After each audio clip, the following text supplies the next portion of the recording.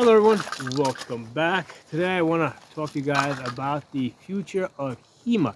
HEMA standing for Historical European Martial Arts, previously referred to as WMA, Western Martial Arts. Um, I started studying this back in 2005, 2006, and at the time I was essentially the black sheep or among the black sheep in the HEMA community. Now, there were always lots of conflicts inside of HEMA. A lot of it with, just to give you guys an example, do you lead with the sword tip? Do you lead with the hip? Do you parry? Do you block with the edge? Do you block with the flat? This went way back, okay? But even within those conflicts, right? Because you have sometimes you would have like these factions. Well, I was like in a faction all of my own, and the reason is because my approach to HEMA was basically that of a combat sport. Okay, I liked sword fighting. Okay, I liked medieval style combat, and to me, the study of the historical text was so that I could be better at my sport, okay? So I could be better at beating people with medieval weapons. So that was my interest, and the historical texts were a means to get me there, as opposed to a lot of other people in the HEMA community. Their mentality was that they were going to just study the text for the sake of studying the text, and any sparring that was to be done was solely for the purpose of understanding those texts better. Okay, so now, because I was involved in a number of different medieval type societies, I was okay with going to my HEMA club, right, that I was a member of at the time, and purely approaching it from the academic perspective, because I was involved with, like, say, SCA and some other organizations. I was okay with, hey, I'm going to use HEMA just for academic studies, and I'm going to go to these other groups over here where we can do actual fighting. Okay, so I was okay with keeping the two separate, and for a long time those two things developed separately. Now, a lot of people inside the HEMA community didn't have that benefit of basically studying academically in one group and going somewhere else to fight. So then this struggle developed within the HEMA community of, is it going to be a sparring type of organization, right, like a modern fencing type of, combat fencing type of organization, or is it going to be an academic study type of organization? And so, here's the thing, I loosely use the term organization because each school or each faction pretty much does whatever they want to do. If you don't like the way one school is operating, you just go find another one. Okay, I mean, if you live in an area where that's an option, because unless you're in one of the larger cities, sometimes you don't have too many choices, and even sometimes, even within the larger choices, even within the larger cities, you don't have too many choices. So whatever is closest to you, whatever they like doing. If it's a group that likes sparring, they're going to be doing a lot of sparring. If it's a group that likes just, looking at texts and translating and doing that kind of stuff, that's what you would be doing. So one of the interesting things I recall, right, from my HEMA club is that the instructor knew that he kind of knew my mindset. He knew that I was involved in medieval combat sports.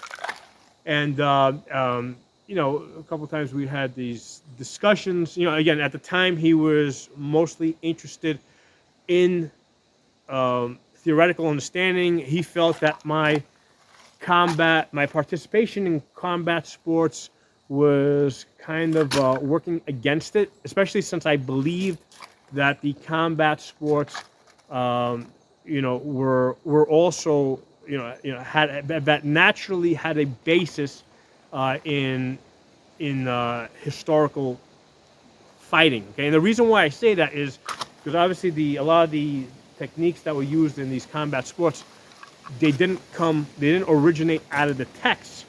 But what happened is, you know what, people today, people 600 years ago, they got two arms, two legs, they move in a certain way. If you get your arms together, right, holding a sword, there's only so many ways that you can move it. So my line of thinking was that, given enough time, people today, with similar weapons, with similar weapon simulations, are going to basically come to the same conclusions, right, or reinvent the same techniques that people had, 600-700 years ago. Okay, so that was my mindset. So that's why, to me, it was, my mindset was more along the lines of, hey, I'm going to learn to fight in these combat sports groups, right, and then I'm just going to look. I want to look at the text to basically verify, or basically for to verify that, hey, what we're doing is actually the same way that people were doing it 700 years ago. And also, I was looking at the historical text as a way to kind of cheat my way forward, to advance my way, because by studying the theory, then I could go back and do the actual fighting. And I was actually able to learn things a lot faster, right? I was able to learn the practical aspect a lot faster because I understood the theoretical aspect, and these two kind of went back and forth, right? The theory, the text helped me understand the fighting helped me understand the text.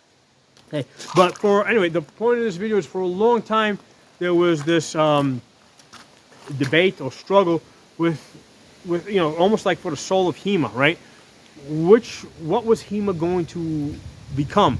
Was it going to become mostly theoretical study, with a little bit of sparring just to understand the theory, or was it going to become sports combat, right? Where where they could refer back to the text and say, hey, what we're doing is similar with what they also show in the text, because again, that's the natural evolution that that's going to be the natural development of any medieval style fighting. It's going to ultimately end up to, modern day medieval style fighting is going to end up going back to what they were doing 600-700 years ago, because people, again, move in a similar way. So my instructor, about, I don't know, this is about 15-16 years ago, he said something, okay, that kind of gave me like the answer, right? I kind of knew the answer, and what he told me was that, a lot of people, when they come into HEMA, they come into it for a couple of months, maybe half a year, 2 years the most. Eventually they get bored and they drop out, okay? I didn't say anything at the time, but in my mind I'm thinking, yeah, it's because there's no fighting, okay? People are one of the things that ties people to any martial art is actual fighting. You can only throw so much theory at them, right? After a while, the theory becomes boring. People want to fight, right? People by nature are combative. So that was that's what I was thinking in the back of my mind 15-16 years ago. Here we are, like 16 years later, right? I'm watching a lot of these other HEMA channels where finally people are starting to come to that same conclusion, that in order for HEMA to stay alive and continue to grow, we have to lead with the combat sports side, okay? And part of the reason why we have to lead with the combat sports side, aside from the fact that it is more interesting, okay, and it captures people's attention, and it's, because it's competitive, it keeps people involved. But the other thing that I had figured out some 15-16 years ago is that when you look at the historical text, there's a limited amount of historical texts, okay? So aside from the fact that because it's limited, right, and they're not going to be able to show you everything, okay? Even if you do videos showing people how to sword fight, right, and the video can convey a lot more information than text, I think. Even through videos, it's still not possible to completely learn something unless you're actually doing it. So trying to learn something just from text is all that much more difficult because they can't put all the information in there, okay? It's kind of like who would think that you could learn to fly a commercial airplane by looking at a historical manual. Okay, so that's the equivalent, of look, or rather not historical manual. Who would think that you could learn to fly an airplane by looking at the manual that the manufacturer provided? Okay, nobody thinks that, right? You gotta get in the pilot seat, and get like, face-to-face instruction. Actually do it, you know, uh, you actually have to fly airplanes in order to learn how to fly airplanes. Okay, well, fighting is the same way. You have to fight in order to learn how to fight. And in fact, the historical manuals, they tell us right in the manuals that they were intended for people that already knew how to fight. Okay, they were not intended for people that had never picked up a sword, had no concept of fighting. So, one of the things I advise people is, before you even look at a historical manual, okay, if you're interested in sword fighting, learn to, pick up, get a sword, go to a place where people do sword fighting, and learn concepts, through, practical fighting of, attacking defensively, of controlling the center line, these type of things, like, maintaining balance, movement, or moving in such a way where you're able to maintain your balance and continue fighting. These are, basic things, basic body mechanics. All your power starts from the hip up and drives through your body, right? Now, in with some sword arts where the sword is light, you're able to lead with the arm, and then, the body follows through, and that's fine, okay? But that's the sword or the weapon is going to tell you how it wants to be used, okay? If it's a heavier type weapon, or the type of armor that you're fighting against, like I say, it's mail armor where you have to hit hard, yeah, naturally now you have to, drive with the lower legs. But if it's completely unarmored combat, let's say with a rapier, sure, you lead with the sword and then you follow through with your body. So these are things that you got to actually do in order to learn them. So then when you go back to these manuals, these things make sense. You're able to pick up words and say, yeah, this makes sense because this is similar to this. And then you can start picking up some more of the details, okay? So as I was saying, it is impossible to learn to fly an airplane just by looking at manuals. It's impossible to learn to fight by looking at manuals, okay? You have to first learn how to fight, then you can look at the manuals so that you can learn to fight better, okay? Now, aside from that, there's another reason why the combat sports side of HEMA is the one that is going to prevail, and that is that, again, because the historical manuals, the treatises, are limited, okay?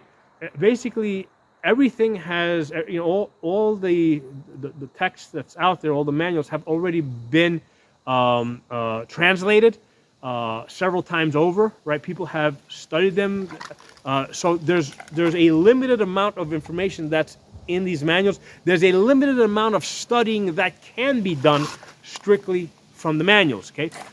So if you are looking at this purely academically, just looking at manuals, you're gonna run out of things to study, okay? Just looking at manuals, because there's not a whole lot of manuals.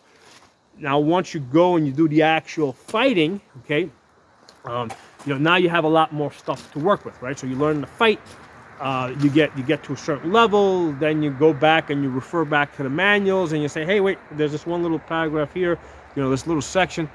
Let's see if we can use this to fine-tune the way I'm actually fighting. And then in that way, the manuals are continuously being used so that you can continually fine-tune your actual fighting, okay?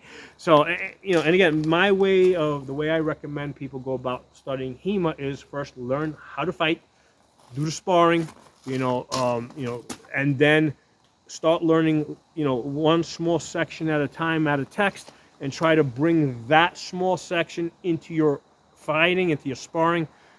Get good with it, then a couple of months later, weeks, whatever, years, whatever it takes, then go pick out another section, bring that into your fighting, and proceed forward from that point. So, it took 16 years to get here, but I am seeing that the HEMA community is starting to finally come around to my line of thinking, which is that, HEMA, right, historical European martial arts, okay, is about martial arts, is about fighting. Okay, the fighting part is the central part of any historical martial art. Okay, so my thoughts on that. Let me know what you guys think in the comment section. I'll talk to you all soon.